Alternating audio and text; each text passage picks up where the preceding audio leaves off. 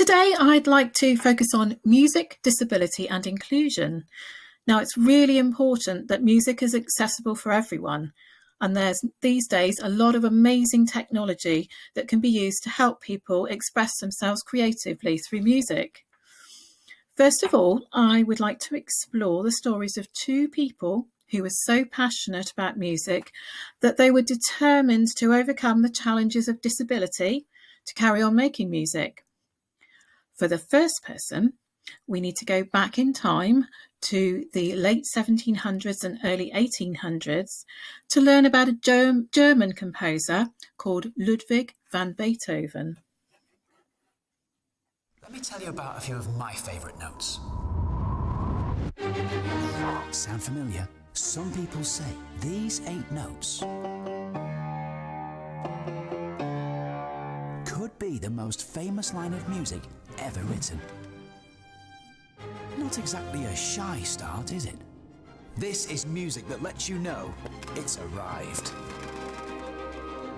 Oh, but it also sounds to me like it could be two men arguing about who's the best dancer. The first one goes, "Hey, look at me." And the second one goes, "What is it now?" And then he starts to dance.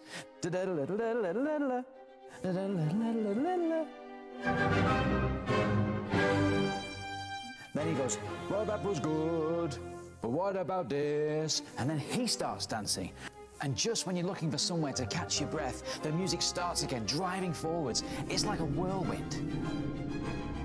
For me, this music is full of fire and passion, just like the guy who wrote it, Ludwig van Beethoven. He didn't write music to make people feel nice. He was there to make them feel alive.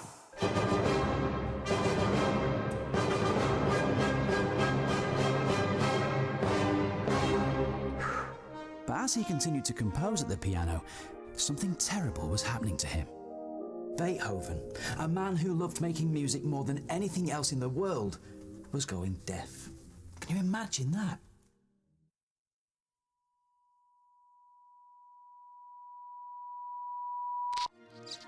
Oh, that's better. But Beethoven was brave and he was determined, and every day he would sit at his piano working out his symphonies, even though he couldn't hear them. Think about that. Beethoven had to remember the sound of the flute. He had to hear the sound of every single instrument of the orchestra in his head. How amazing is that?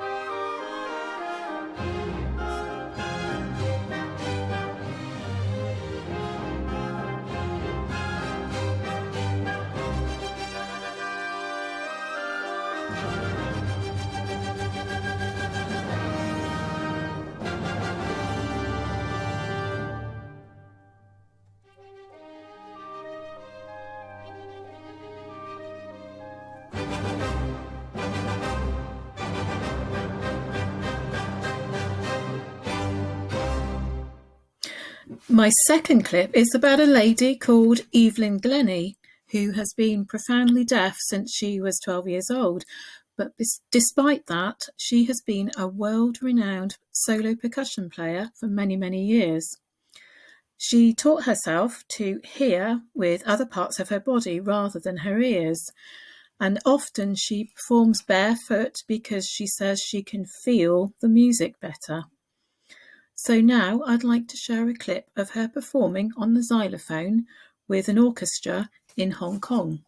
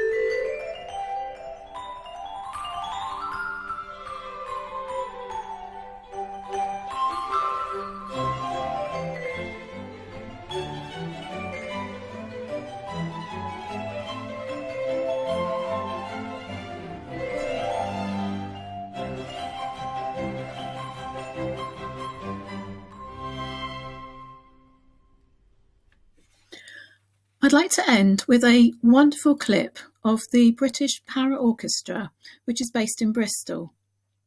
It was formed in 2011 by a conductor called Charles Hazelwood. Now, his daughter has cerebral palsy, and she also had an amazing passion for singing. So as the father of a child with a disability, he realised that in his career as an orchestral conductor, he'd actually seen very few disabled performers as members of the orchestras that he'd conducted. So he decided to set up this orchestra with a mix of disabled and non-disabled performers. And here they are giving a truly inspiring performance, playing and singing the song True Colours.